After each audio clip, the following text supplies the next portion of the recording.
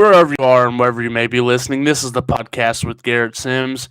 It's Tuesday, January 12th. It's 3:35 here in Springfield, Missouri, and it's an exciting day. I know for one guy in particular, he just broke the news to me about 5 minutes ago. In case you don't know, my roommate just got followed by the NHL on TikTok, and for those of you that don't know, that's a huge accomplishment nowadays, and that's going to go hand in hand with what I was going to talk about today and with the message of the day. And originally, I was going to talk about something else, and this kind of go hand in hand with it. But what I want to talk about is when you do something for the first time, how good are you at it? When you first picked up that golf club, or when you first picked up that football, that baseball, that basketball, or even that hockey stick, there's very few people that could come out and be amazing at it. Tom Brady didn't learn the game of football within a day.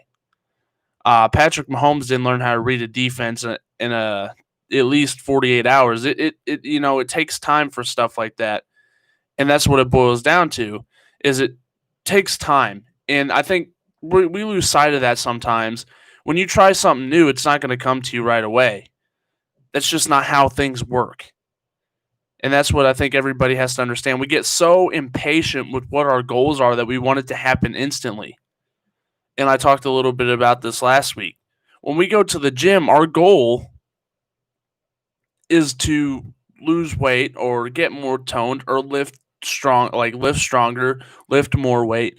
And sometimes we think that happens in a day. It happens in a week, because it doesn't.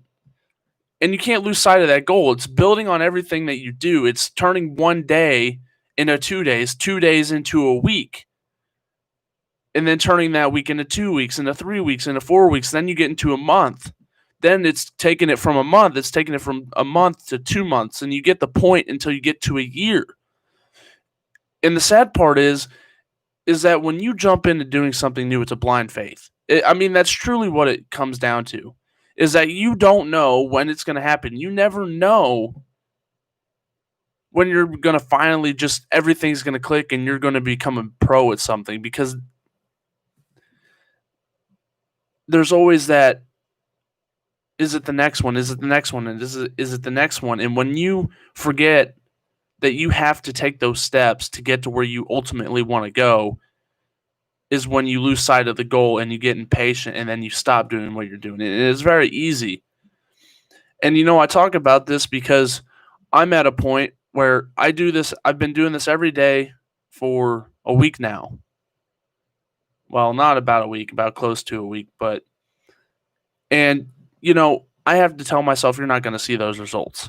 You're not going to see them probably until, maybe, hopefully a month, but probably not even that. It's going to take 3 months, 4 months of doing it every day and building a reputation, building credibility, stacking it on, taking step by step to reach that ultimate goal.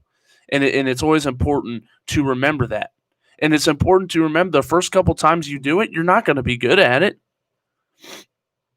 And you have to look in the mirror and you have to say, listen, this is something I want to do and I'm going to get better at it. And the only way to get better is to keep working, to keep practicing, to keep thinking. And I don't want to brag on myself, but yesterday, I looked back on it, and it was like the first video I went back and I've watched, substantial amounts of, and I was like, yesterday I had some bright spots. I thought, the beginning was good. I thought there were some parts in the middle that were good. And then you just go to the end and you lose sight. And what you have to remember is, you're only going to get better. If I would have said, I know myself better than anybody else knows me. And if you would have told me, oh, you're going to be doing this, a week from now. Like when I first started doing this, if you told me I was going to be doing it a week from now, I probably would have laughed at you, because I don't think I could have stuck with it that long. And, it's also about sticking with it, no matter how many views you get or how many people look at it, because all it takes is one person to be inspired by it. One person to take what you say and what you do and to run with it, inspire change, and motivate somebody to be better. But, and this whole idea comes from my roommate, because I know he works his butt off every day doing his TikToks to make sure he ultimately And he's probably not done. He's probably not where he's at. He's probably not happy with that. But I mean, to accomplish a feat so extraordinary as getting a public league, like a national league, that everybody knows, it's a household thing, whether you watch hockey or you don't, to follow you is a substantial milestone within itself. And so I'm very happy for him because I know how hard he works, and and that's just awesome. And I'm rooting for him myself. So, um, so my message is, if you want to try something, don't be afraid to do it. Don't let other people tell you can't do it, because what truly matters is that you want to do it. And regardless of how many people watch, how many lives that you can change, whether it's in the beginning, whether it's in the future, because it only takes one, but keep doing it, because you don't know when that next time you turn on that live stream, or you go to work out, or the next time you try something new, that you're going to find something and you're going to totally fall in love with it. And I think that's important. I think that's important to understand our goals, and I think that's going to be something that we got to take away. So there it is in bold lights. There's the message of the day. I'm glad that I could get that out of the way. I was waiting for the right time, and I think today was the perfect time. Um, Last night I got a call from my buddy Cade, and then I want to have him on the show. If you probably go back and you look, he was going to be on it, and pulled out last second, whatever. He called me last night because I'm normally the guy you call when you want to talk football. Like, I could tell you everything. And he says, "Hey, man," he said, "have you been watching the college game?" I said, "I haven't been able to watch it, but I've been keeping track of the score. I've been watching highlights. I've been kind of listening to it when I can." And I said, "You know what?" I said, "It's interesting." And he looks at me and he said, "Do you think Jacksonville should still go with Justin Fields?" And I said, "Where would you ever get the idea that Justin Fields should go to the Jaguars?" And he's like, "Well, he played really good against Clemson, and he's doing okay tonight, and listen, I have no problem with Justin Fields going to Jacksonville. But the one rule that I talked about yesterday is the eye test. The eye test will tell you a lot. Statistics and the eye test can tell you a lot, and sometimes your eye test can tell you more. And I think that Justin Fields is a generational talent, and I think he will be very successful in the NFL. But because of one game where he was statistically perfect, to now draft him number one, I think is a little bit ridiculous. And that's no knock on him. But you got to look at it this way as well. Trevor Lawrence was a starter since he stepped into Clemson. He came out, he was the starter, he won a natty for him, and was close against LSU. Close this year against Alabama. See, I do that. I don't think.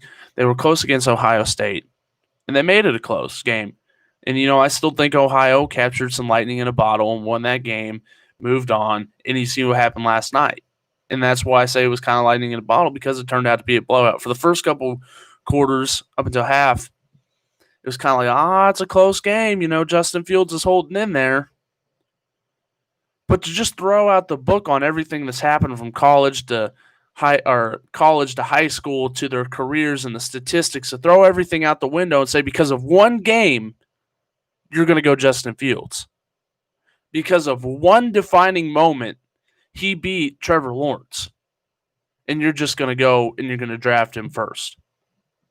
I have no problem with that. If they do that, maybe that's the right move. The Chiefs drafted Mahomes over Watson, and that was crazy. I mean, that was insane to do. That was an insane move. Hell, you even look at it, the Bears drafted Mitchell Trubisky over Mahomes and Watson. So it's not crazy to say that Justin Fields will go over Trevor Lawrence. I'm just saying it's crazy to take one game and say, listen, we're going to take Justin Fields. We're not going to take Lawrence because of one game. Don't forget, Trevor Lawrence lost 3 games in college. Ohio State, LSU, and Alabama. 2 of those games were national championships. The other game was a college football semifinals. So to throw out the book on Trevor Lawrence it's just entirely absurd. I would go Trevor Lawrence. I would play if you want to play it safe, you're going to draft Trevor Lawrence, and if he's a draft bust, I would be surprised. I think he's going to make the smoothest transition from college to the NFL that we've ever seen a quarterback make. I mean, Joe Burrow did it pretty well. Joe Burrow did it very well, but he had O-line problems, and now if Trevor Lawrence goes to that Jacksonville team, I think the only pieces they were missing was a quarterback and a head coach. I mean, and that's what I told Cabe last night. I said, up and down, man. They actually got some guys. They got some guys that could help them truly win the South. And if they don't win the South with the 7th seed, I think they could do it. They got DJ Chark, they got Chris Conley, and they got D.D. Westbrook. Not to mention they got Keelan Cole. So there's 4 wide receivers that are a pretty good core as it is. Not to mention you have the undrafted rookie running back, James Robinson. So now you're adding a quarterback who can add to the passing attack, at which the passing attack will help the run game. And automatically that defense or that offense jumps up from a 30 ranked offense to at least in the middle. In the defense, they're going to get the defense fixed, and I don't think there's truly a lot wrong with that defense. Miles Jack, Josh Allen, C.J. Henderson. I mean, they got Joe Shorbert up the middle, who's actually an underrated linebacker, just doesn't get the recognition he deserves because he's on Jacksonville.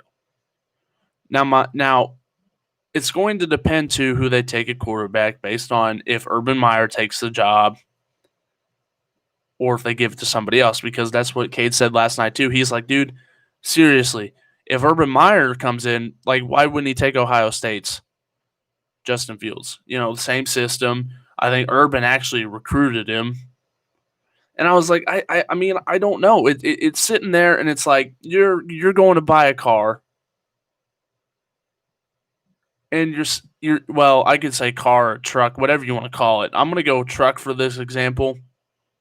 And say you're doing a hauling job, like you're hauling heavy lumber, heavy rock, or something like that. Are you going to go with the F350 or are you going to go with the F150? They're both going to be good. Both platinum packages, great interior, Sirius XM, sunroof, all the bells and whistles, but one's an F350 and one's an F150. They're both going to be good, but you're going to take the one that's better.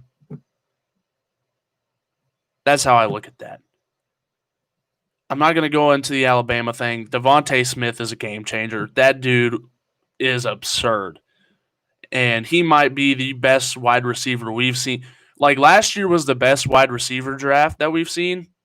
But this dude could single-handedly be better than any wide receiver that there was in last year's draft or the draft before. I mean, he is just that good. And if I gave you my predictions for 1, 2, 3, I think the Jaguars are going to take Lawrence.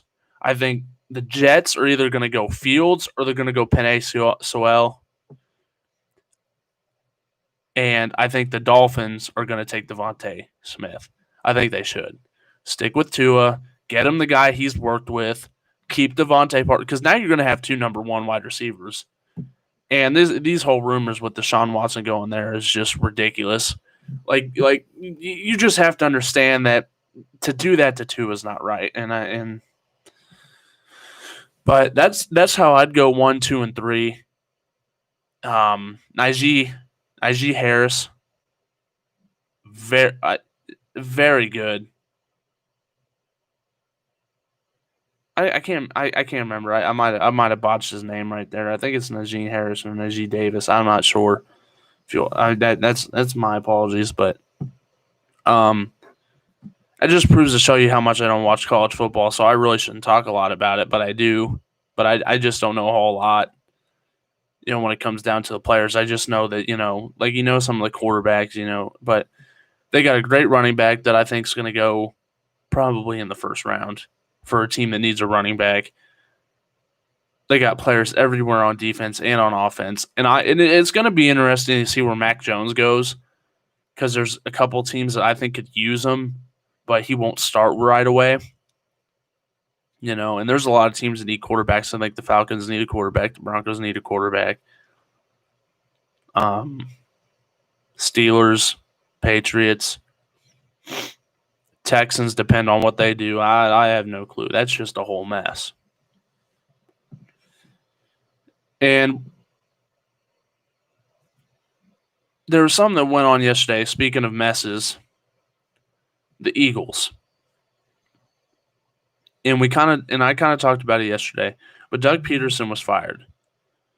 And basically what I had came to terms with about reading the information is that Doug Peterson and the owner weren't seeing eye to eye. And I don't know if that was Peterson trying to get out. I don't know if that was Peterson just wasn't agreeing. And he didn't really want to be there anyway. Didn't like the quarterback controversy. But what I was told, and I looked at it from this perspective, is that maybe there were higher forces playing on him. And we've seen Wentz struggle. And this is interesting for me. This is truly the most interesting part about what happened yesterday. Doug Peterson gets fired, comes out and he says, listen, there's a little rumor going around the GM in the front office was telling him who to play. And it kind of makes sense a little bit. It kind of makes a little bit of sense, but then it doesn't at the same time. So I'm going to go with a little conspiracy theory here, is that the front office wants Wentz. They like Wentz. They want Wentz. And Doug Peterson had seen him struggle. And he's like, you know what? I got this kid, and I could play him. And they're like, no, we're going to play Wentz. We need to play Wentz. So they play Wentz. And then eventually they get to the point where they said, listen, we are going to have to do something else because this isn't working. They put in Hurts. Hurts does good, provides them a little spark. And now they're and Peterson's like, well, guess what? Now you guys virtually took me out of playoff contention because I wanted to start Hurts sooner, and you guys didn't. You guys wanted to stick with Wentz. So all of a sudden he pulls this little move week 17 and says, okay, you didn't want to listen to me. Now I'm going to change quarterbacks. We have a chance of winning this game. We have a chance at helping the Giants and hurting the football team. I'm going to throw in Nate Sudfeld just to take a shot at the GMs and owners. Listen, I'm not going to listen to you. I'm going to do what I want to do. So if that requires putting in Nate Sudfeld, that's what I'm going to do. And so it wasn't as much about getting a higher draft pick as it was saying, listen, I am not going to listen to you. You are not going to determine how I coach. And I think that's ultimately the reason he doesn't have a job. Now, I think he'll go to a team. He will be signed immediately. He will definitely be interviewed right off the bat. I think a good fit for him would be the Texans. Maybe they can get something with Deshaun Watson, because if they can keep Watson there, I think Doug Peterson can help out Deshaun Watson. I think another good fit is the Chargers, because they have the pieces. They have some good wide receiver talent, and they got Justin Herbert, the Rookie of the Year. Up and down, I think those are the two best places for him to go. I think he has to have a young quarterback. I don't think he can go somewhere to Atlanta. I think he kind of has to have it built. I don't think he's ready for a rebuild. And I think that the Texans are one very good wide receiver away from being the old Texans. But the problem is you would have the third pick in the draft if you hadn't traded it away. You would have that. Then you could get Devontae Smith. Now you'd have Deshaun Watson, Devontae Smith, a couple okay running backs. I mean, they didn't have great running backs when Deshaun Watson was first winning, so it's not a big deal. Brandon Cooks isn't a bad two. Probably be up there with the best two, between the Jones Jr. and Galladay combo. And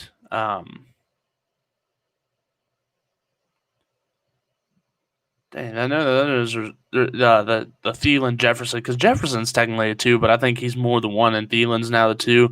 I mean, basically, you look at it, they're both wideouts. That's how you have to look at it. There's really no favoritism, but it would make them 10 times better receiving core if they hadn't just been Bill O'Brien hadn't been an idiot.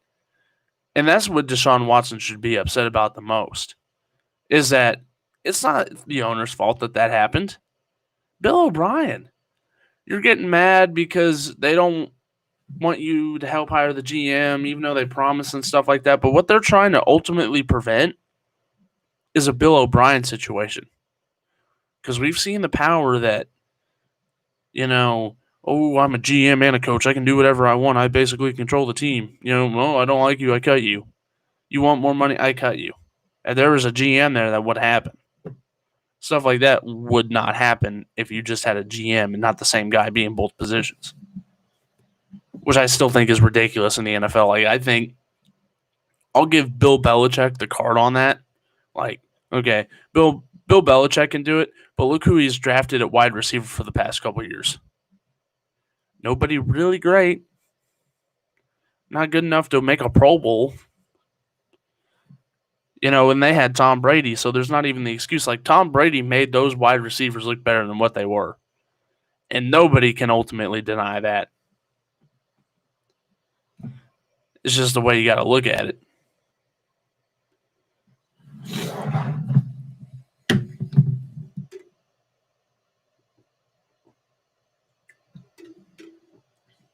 I'm trying a new flavor today called sour watermelon, and that's sour.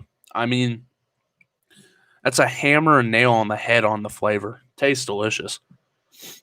Like, if I'm not a big pre-workout guy as it is. Like, I grew up working out kind of with Spark, and then I tried like C4, and I tried some other stuff. But I love Ghost. Like, it's truly the best for if you want to work out. I think it's best pre-workout you can get. Their flavors are amazing. I've tried Blue Raz, Sonic Cherry Limeade, and Sour Watermelon, and they've been all great. And I know they got some Sour Patch Kids flavors that's definitely going to be the next time. And I know they got Welch's Grape and stuff like that. But I'm going to have to definitely – those are on my list to try next. When you want variety, and I have enough to probably last me about – I wouldn't say a year, but I'd say like good 6 months if you took like a scoop a day. Didn't do any more, any less. So go sponsor me. Absolutely love that. Just hear me out, Ghost. You don't even have to give me money. I'll just sponsor your product for free. I'll do that. And once I get famous, then you can start spotting me money. So the title of this video is called Feeling Dangerous. And I did that for a reason. Because Baker Mayfield is playing the best football of his career. And at first I thought it was kind of a fluke. I was like, they're just on a hot streak. Like he's not going to play that good. And I mean, he came out against the Steelers and he looked like that cocky, arrogant, chip on your shoulder, old Oklahoma Baker Mayfield, and I absolutely love it. You have all types of personas in the NFL. You got the GOAT, Tom Brady, kind of at the top, kind of good guy. You got Drew Brees, kind of the more humble, great quarterback. You got Deshaun Watson. You got Mahomes, who's like this flashy, star-studded quarterback. You got Aaron Rodgers, the kind of grumbly old man. Give me some weapons. Oh, no, you don't want to give me some weapons. I'll just go win an MVP. And we have Wentz, the guy that loses confidence. And I mean, there's so many. And then you got Philip Rivers, the hothead saying, "Dang gummit," after every game. And, that dude wears his heart on his sleeve, his emotions, and I love that. But now you're starting to see Baker Mayfield emerge, and that's what we wanted to see. Like, everybody wanted to see if Baker can transition from being the Baker in Oklahoma to the Baker with the Browns. And Stefanski's helped, and I think truly, like if you look at why they hired Freddie Kitchens, it was because Baker felt comfortable. And this is the part with the Deshaun Watson thing is like, listen, like look, Baker would felt comfortable with Freddie Kitchens. Look where Freddie Kitchens is at now. He's on the Giants. He's not even an offensive coordinator.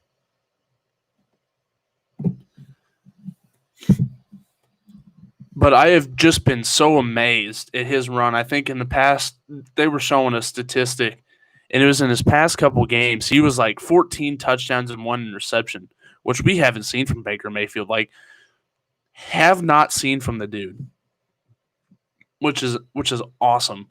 For a guy that I love, Baker Mayfield, I loved watching him because he's just so entertaining.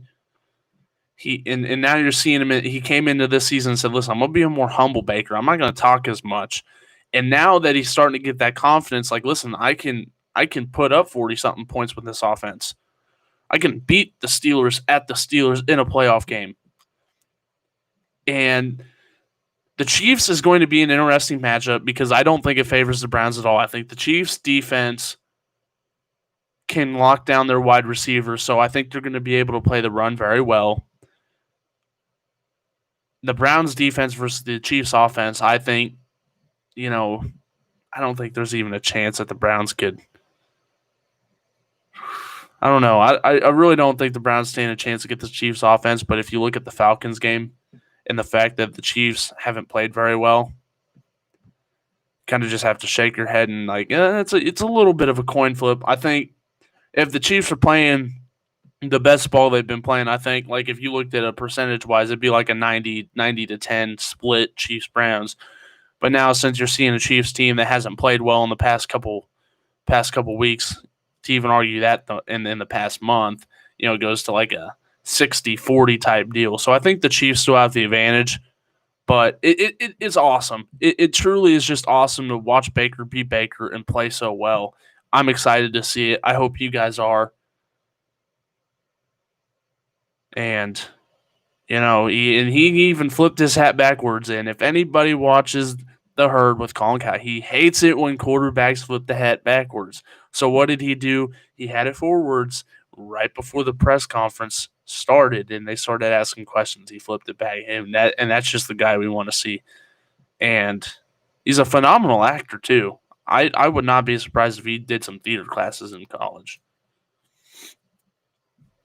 We're going to go take a flip side of that. I was a victim of watching Chase Claypool's live stream yesterday on TikTok, and I love the dude.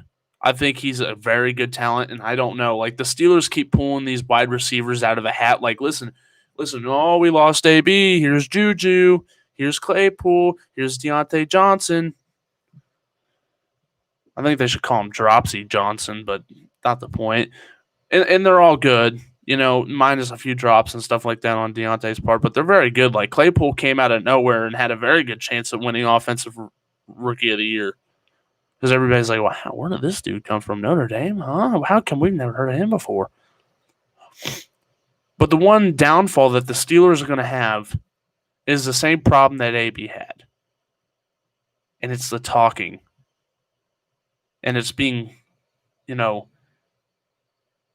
so on social media the entire time. Like, I love that they're on social media. I feel like Juju's a great guy. I think Chase Claypool's a great guy. But when you start talking and stuff like that and giving teams motivation to beat you, that's what happens. You start getting cocky. And there's certain people, again, Baker Mayfield can handle being cocky.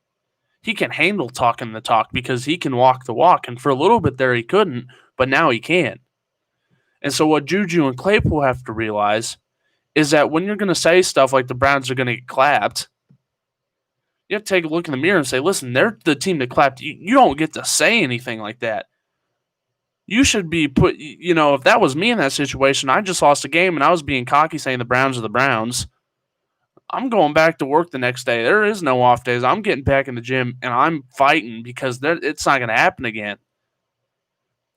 And they gave that Browns the motivation. Like, the Browns' motivation going into it is like the last time we were in the playoffs, the Steelers knocked us out. So we don't want to do that again. Now you got Juju and Claypool and other people saying, oh, the Browns is the Browns.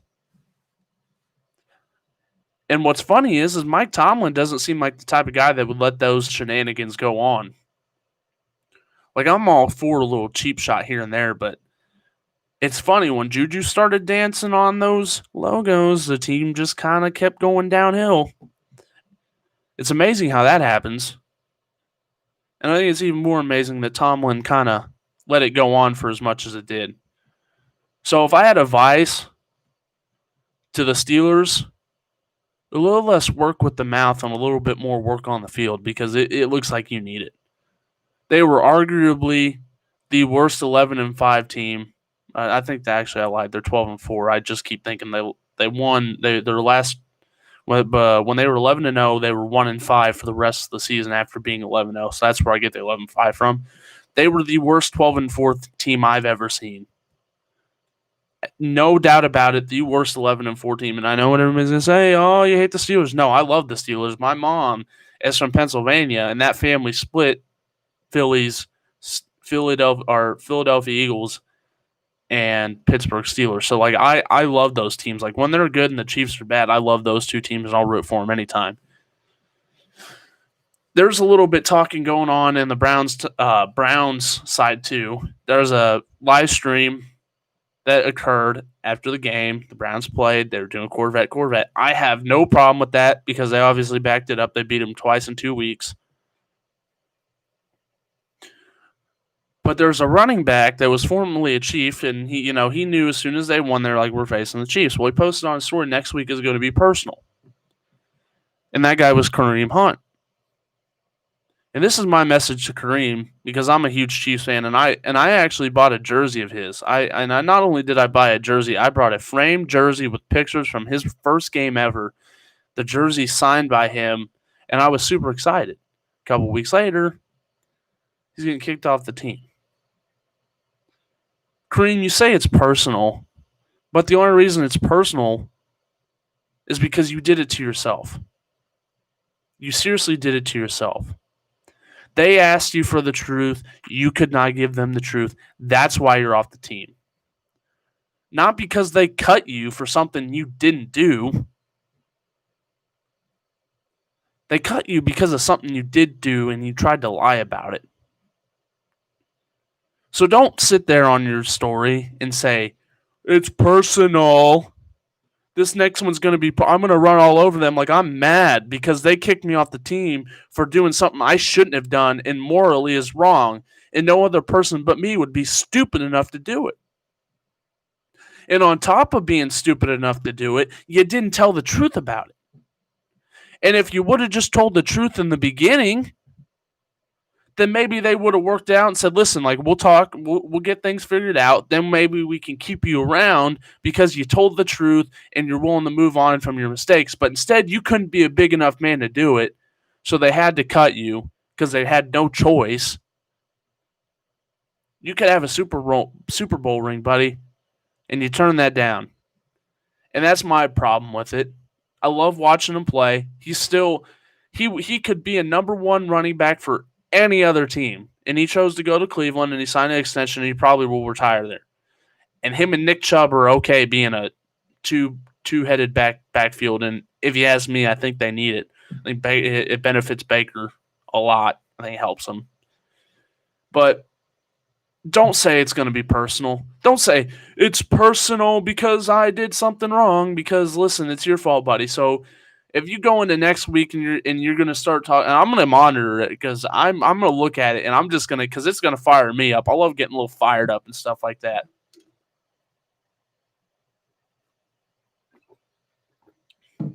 So I'm going to monitor that for the next week or so, maybe after. But I think he's excited too, because I think he misses the team. Like, the Chiefs are a good organization. And I know I'm talking about them a lot, but they really are. And a lot of people were asking for Tyreek's head when his stuff came out, and then it came out it wasn't true. And Tyreek told the truth. Like, that was the difference between Kareem's situation and Tyreek's situation, is that Tyreek told the truth. And when everybody was doubting him, he said, listen, like, this is the truth. Like, there's nothing. He said, just wait till it all comes out. He said, you'll find out it's not true. And instead, Kareem Hunt tried to lie and hope that it never came up. And what you have to realize is that media is so powerful nowadays, they can take a video from 6 months ago and make it popular in the snap of fingers. So, we're going to finish with the food for thought. Take this as you will. I think it's been great couple days. I think this 6 episodes, so we've done 6 of these bad boys. I want you guys to let me know what you think. If anybody stumbles across this video and is like, I really think I can help them out. If there's lighting problems I can do, because I'm not a lighting person by any means, and I know this isn't how to do it. If there's any topics, like I highly encourage it. If I need to start posting about topics you guys want to hear about, that's why I loved hearing from my buddy Cade, because he gave me something to talk about. And sometimes it's hard. Like some days you come on today where there's not a lot of huge things. Like after this next Sunday, Saturday and Sunday after this weekend, we're going to have a lot to talk about for about Monday, Tuesday, Wednesday, and Thursday. They're going to lull to sleep and you're not going to have anything. And if anybody knows how I can have a guest on here, whether it's through Zoom or whether it's a phone call, please let me know if anybody's watching this. So I appreciate so much. I appreciate everybody that watches these videos, everybody that sticks around to the end, because I mean it from my heart that, I love doing this. And whether one person or 2 people or 1,000,000 people watch, it means that much to me. So thank you guys. Have a wonderful Tuesday. Enjoy the weather while it's good. And I will see you guys tomorrow.